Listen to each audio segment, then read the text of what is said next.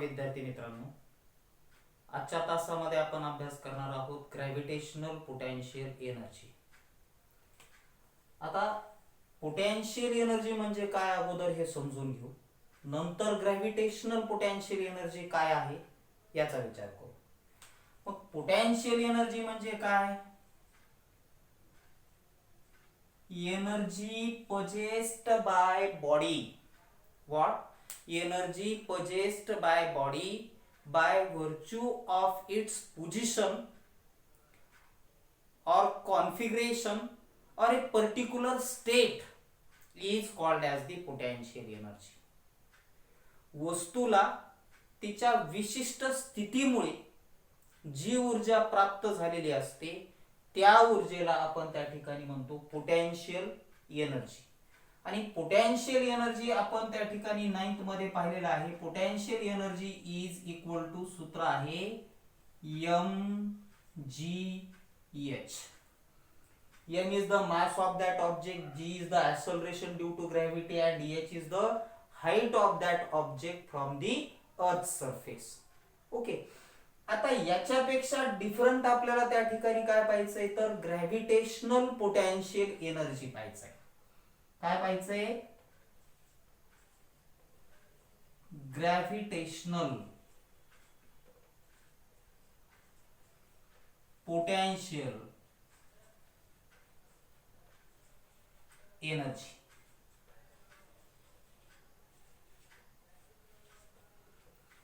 Gravitational potential energy. आता gravitational potential जे आहे दोन वेगवेगळ्या ठिकाणी आहे. इथे दोन कंडिशन तुम्हाला लक्षात घ्याव्या लागतील.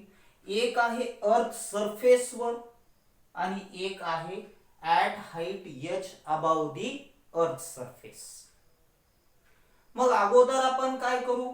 ऍट अर्थ सरफेस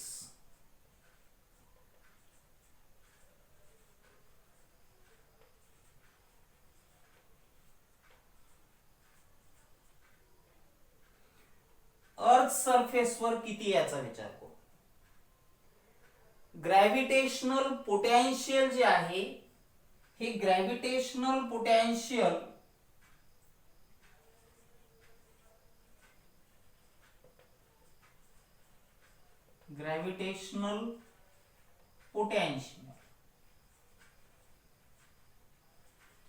याची व्हॅल्यू असते G into capital M divided by R at the surface of the अर्थ. फक्त पोटेन्शियलची.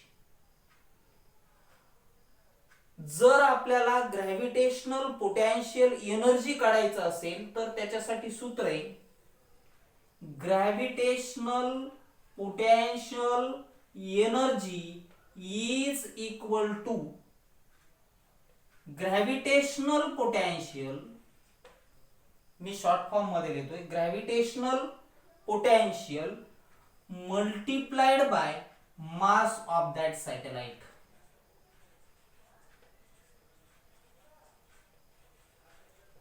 आता हे तुमच्या बुक मध्ये दिलेलं नाही, परंतु हे आलं कसं हे तुम्हाला कळणं गरजेचं आहे. हे तुम्हाला 12th मध्ये आहे. तर इथं gravitational potential energy is equal to gravitational potential ची किंमत काय आहे gm divided by r multiplied by mass of that satellite is small m. म्हणजेच काय होईल G into capital M into small m divided by r. कुठे होईल? At the surface of the earth. पण याच ऐवजी आपल्याला त्या ठिकाणी काय पाहिजे असेल की at height h above the earth surface. त्यावेळेला हे सूत्र बदलून कसं तयार होईल तर इथं बघा gravitational potential energy is equal to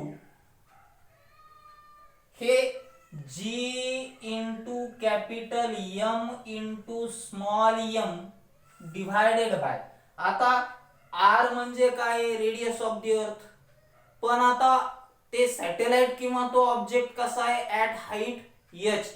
म्हणजे आपल्याला त्या ठिकाणी कन्सिडर करा की ही अर्थ आहे, अर्थच्या सरफेस पर्यंत आपण आर घेतलं, परंतु जर तो ऑब्जेक्ट हाईट एच एवढ्या अंतरावर असेल तर आपल्याला या दोघांमधलं डिस्टन्स जर घ्यायचं असेल तर आर प्लस एच घ्यावं लागेल. म्हणून gravitational potential energy is equal to, तुम्हाला फॉर्म्युला मिळेल G into capital M into small m divided by R plus H. तर तुम्ही म्हणणार सर निगेटिव्ह साइन दिलेला आहे. आता निगेटिव्ह साइन काय इंडिकेट करतं, तर negative sign indicate that this object और this satellite is bounded with the earth surface by particular force, binding energy, ज्याचा अभ्यास तुम्हाला त्या ठिकाणी पुढे 12th मध्येच करायचा आहे. किंवा तुमच्या बुक मध्ये जसं सांगितलंय की ज्या वेळेला ऑब्जेक्ट एखाद्या पर्टिक्युलर हाईटवर असतो त्यावेळेला त्या ठिकाणी त्याची जी व्हेलॉसिटी आहे ती व्हेलॉसिटी कशी असते, 0 असते. आणि मग 0 पेक्षा कमी म्हणजेच त्या ठिकाणी काय होईल, मायनस. म्हणून इथं त्या ठिकाणी काय केलेलं आहे, मायनस साइन दिलेला आहे. कन्सिडर करा की तुमच्याकडे एखादा स्टोन आहे किंवा एखादा बॉल आहे आणि तो तुम्ही त्या ठिकाणी काय केला, अपवर्ड डायरेक्शन मध्ये थ्रो केला. हा एक बॉल आहे आणि हा वरच्या दिशेमध्ये तुम्ही फेकला, तर हळूहळू हळूहळू याची वेलोसिटी काय होत जाईल, कमी कमी होत जाईल. Finally it becomes 0.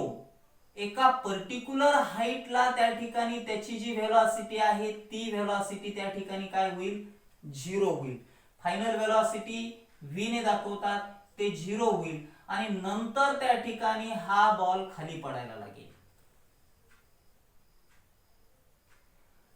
याची जी हाईट आहे या बॉलची, अर्थ सरफेस पासूनची असलेली ही जी हाईट आहे ही कशावर डिपेंड आहे, तर ही डिपेंड आहे तुमच्या इनिशियल व्हेलॉसिटीवर. तुम्ही जर थोडा हळू बॉल फेकला असेल तर तो कमी उंचीवर जाईल आणि पडेल. अजून थोडस जास्त व्हेलॉसिटी दिली तर अजून तो जास्त उंचीवर जाईल.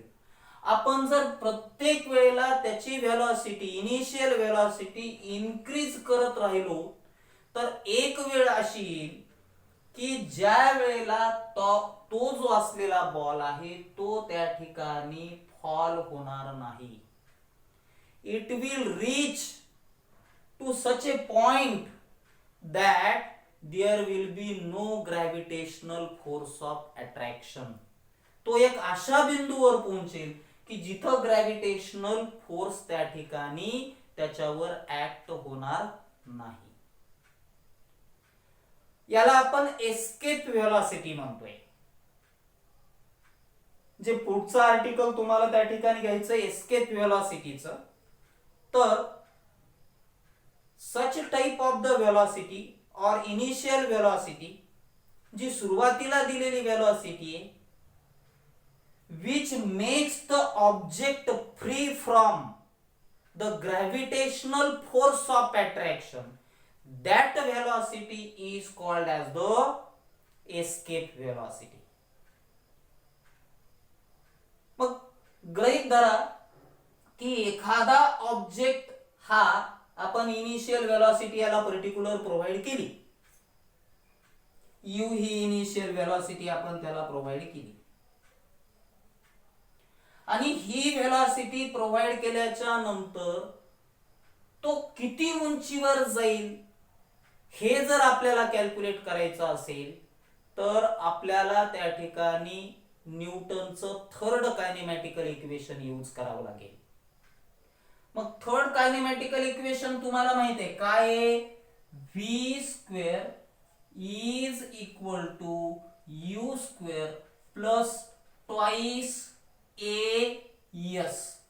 परंतु तुम्हाला माहितीये इथे जे ऍक्सलरेशन या ऑब्जेक्ट मध्ये प्रोड्यूस होते ते कशामुळे होतंय? Acceleration due to ग्रॅव्हिटीमुळे.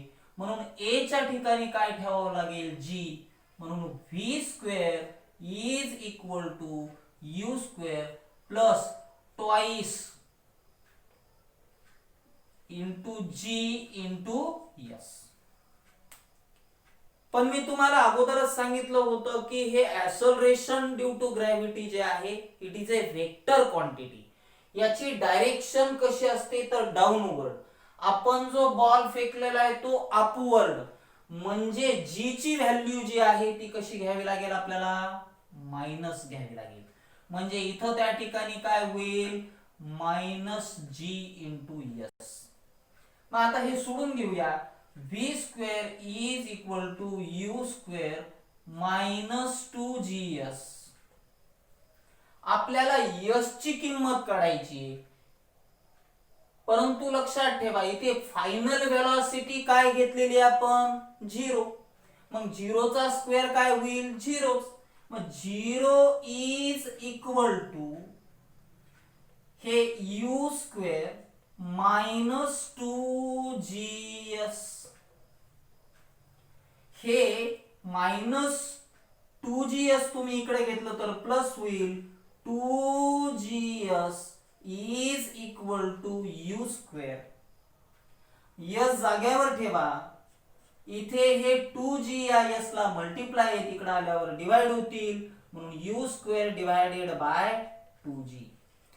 आता याची व्हॅल्यू जरी पॉझिटिव्ह निघत असली तरी विद्यार्थ्यांना एक गोष्ट लक्षात ठेवावी लागेल की आपल्याला याचं साइन हे मायनसच घ्यावं लागेल.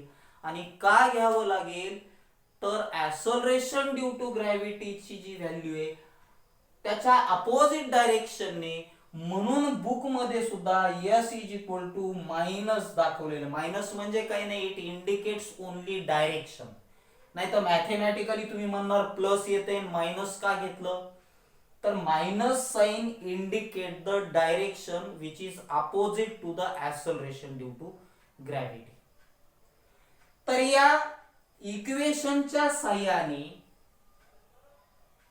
तुम्हाला जर तुम्ही इनिशियल व्हेलॉसिटी किती प्रोव्हाइड केली हे माहिती असेल, ऍक्सलरेशन ड्यू टू ग्रॅव्हिटी त्याची किंमत तर तुम्हाला माहिती आहे 9.8 आहे. त्याच्यावरून एखादा ऑब्जेक्ट किती हाईट वर पोहोचला हे तुम्हाला त्या ठिकाणी काय करता येईल? कॅल्क्युलेट करता येईल. आता याच्या नंतरचं जे आर्टिकल आहे ते आपल्याला त्या ठिकाणी पाहायचंय. बघूया. This equation shows that the maximum displacement or maximum height of the object from the earth surface, it depend upon the u means initial velocity. If you provide the less initial velocity, it will reach to the minimum height. If you give the maximum initial velocity, it will reach to the maximum height. Means the displacement or the height of the object depend upon how much initial velocity is provided, how much initial velocity is given to that object. Okay. So in order to set the object into the space around the earth, how much amount of the velocity must be provided we want to see.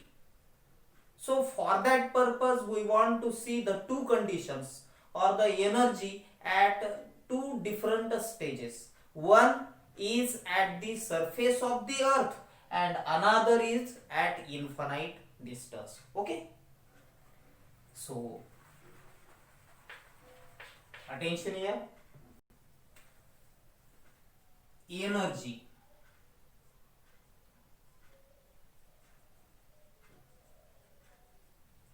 at the surface of the earth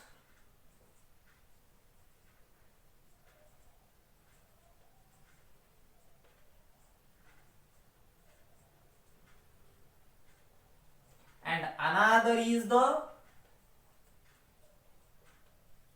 energy at infinite distance or infinity. We called it as E1 and this as E2.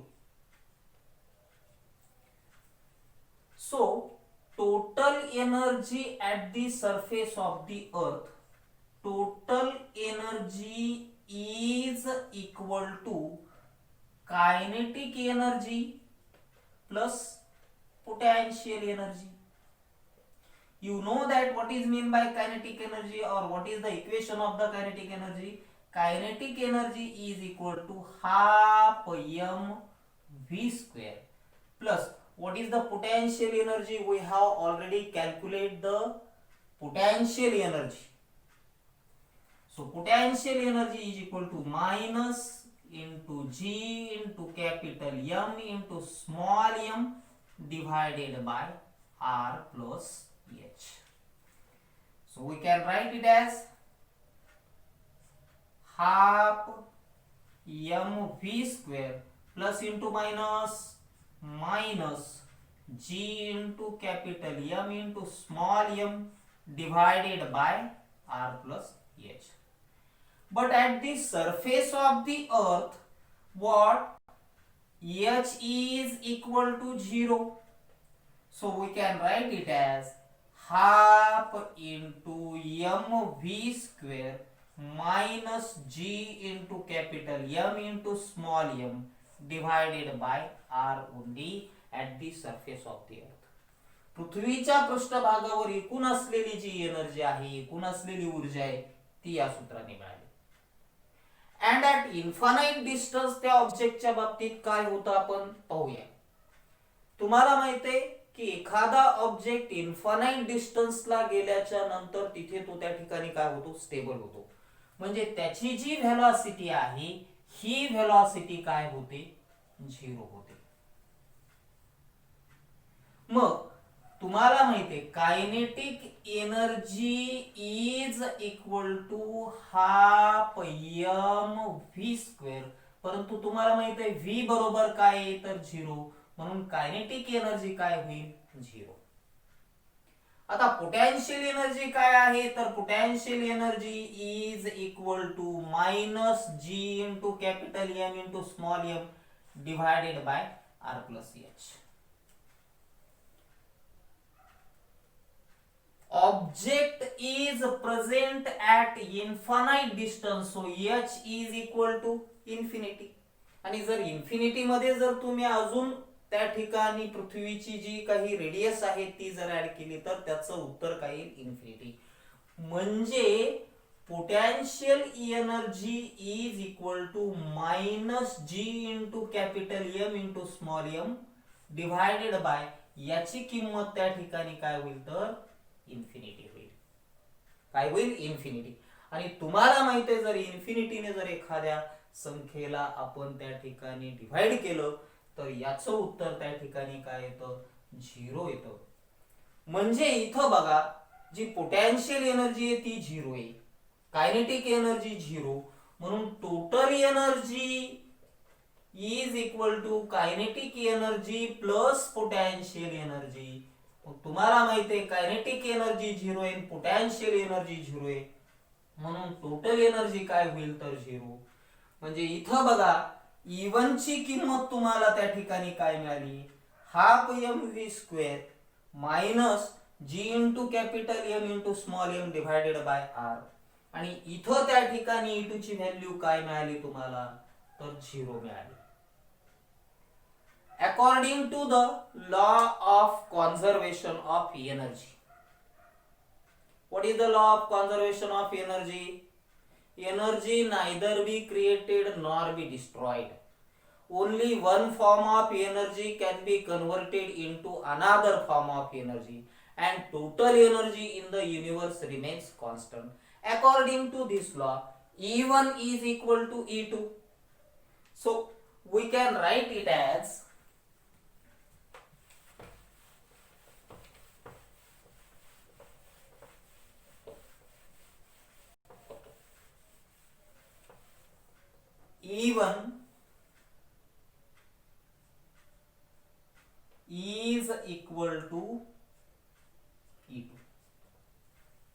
आता आपण E1 ची value calculate केलेली आहे. काय आहे?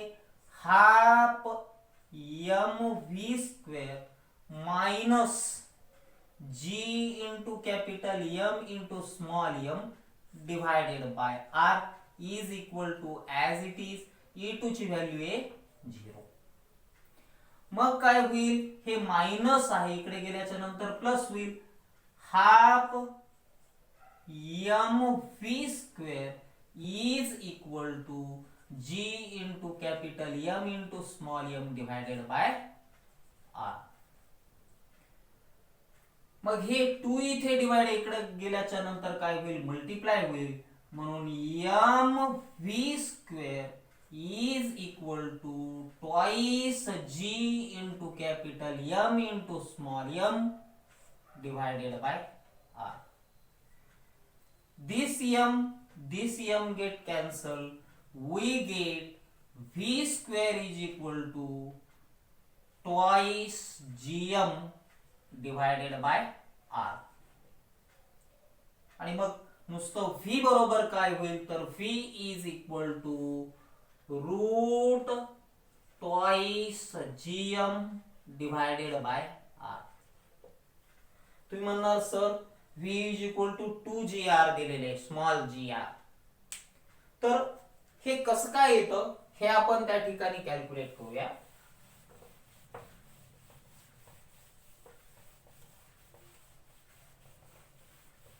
तुम्हाला small g ची जी value आहे ती माहिती असेल. तुम्हाला माहिती आहे small g is equal to gm divided by r². हे r² इथे डिवाइड इकडे आल्याच्या नंतर काय होईल? तर मल्टिप्लाय. म्हणून g into r² is equal to gm. म्हणजेच आपण याला असं लिहू शकतो gm is equal to gr². Putting this value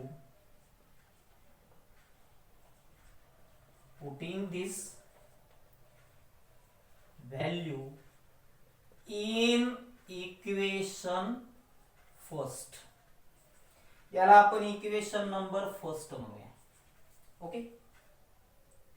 आता v ला v जशास तसं, इज इक्वल टू ला इज इक्वल टू, हे रूट साइन आहे तर रूट साइन ला हे रूट साइन जशास तसं, 2 ला 2. gm ची व्हॅल्यू काय आहे? तर gr². gr² म्हणजे g into r into r असं आपण त्या ठिकाणी लिहू. Divided by this r. r get cancel. We get v is equal to 2gr. आता तुम्हाला लक्षात आलं असेल की हे टोटल वेलॉसिटी जी आहे किंवा एस्केप वेलॉसिटी म्हणू शकता तुम्ही, की ज्या वेलॉसिटी आपण कशी कॅल्क्युलेट करू शकतो तर या सूत्राच्या सहाय्याने कॅल्क्युलेट करू शकतो. Okay. Now we want to study about the last article of this chapter, weightlessness in the space.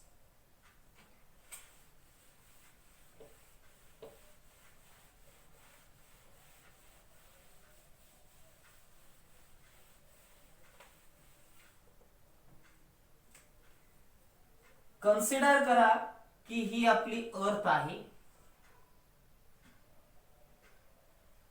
आणि या अर्थ पासून काही डिस्टन्स वर एक स्पेसशिप प्रेझेंट आहे आणि या स्पेसशिप मध्ये त्या ठिकाणी ॲस्ट्रोनॉमर्स असतील किंवा ऑब्जेक्ट्स असतील. काय